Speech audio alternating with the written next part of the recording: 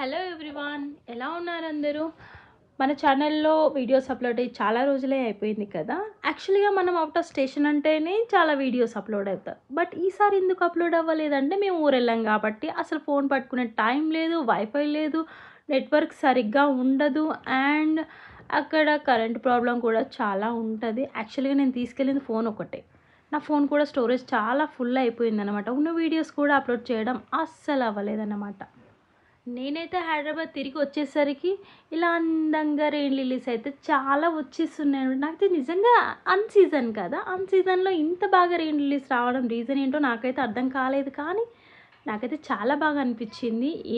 మీకు ఒక విషయం తెలుసా? నా దగ్గరికి ఈ రెయిన్ లిల్లీ సీడ్స్ వచ్చేసి దాదాపు ఒక 8 ఇయర్స్ అవుతుంది. 8 ఇయర్స్ నుంచి వేశాను. ఫ్లవర్స్ ఒక 7 ఇయర్స్ నుంచి వస్తున్నాయి.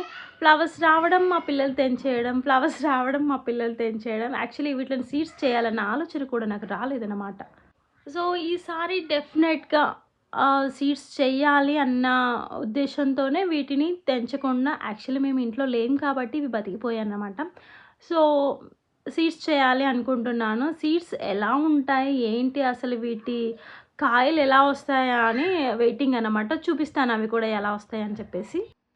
సో వీటి సీడ్స్ అయితే వచ్చాయి. లైక్ ఉల్లిపాయ గింజల్లాగా అయితే ఉన్నాయన్నమాట.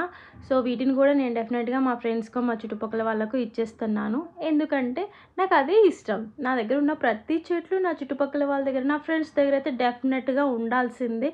ఇప్పుడు పెద్దగా మన ఇంట్లో ఎక్కువ చెట్లు లేవు, కానీ ఇదివరకు చాలా ఉండేవి. ఇంటి ముందర, బాల్కనీలో, ఇంట్లో స్పెసిఫిక్గా చాలా చెట్లయితే ఉండేవి. దర్శి చిన్నవాడు కదా, అన్నీ పీకేసి లాగేసి ఇల్లంతా పాడు చేసేస్తున్నాడని చెప్పేసి మొక్కలైతే తీసేయడం జరిగింది. అండ్ మీకందరికి కూడా నేచర్ అంటేనే ఇష్టమని నాకు అర్థమైంది. Please like, share, subscribe my channel.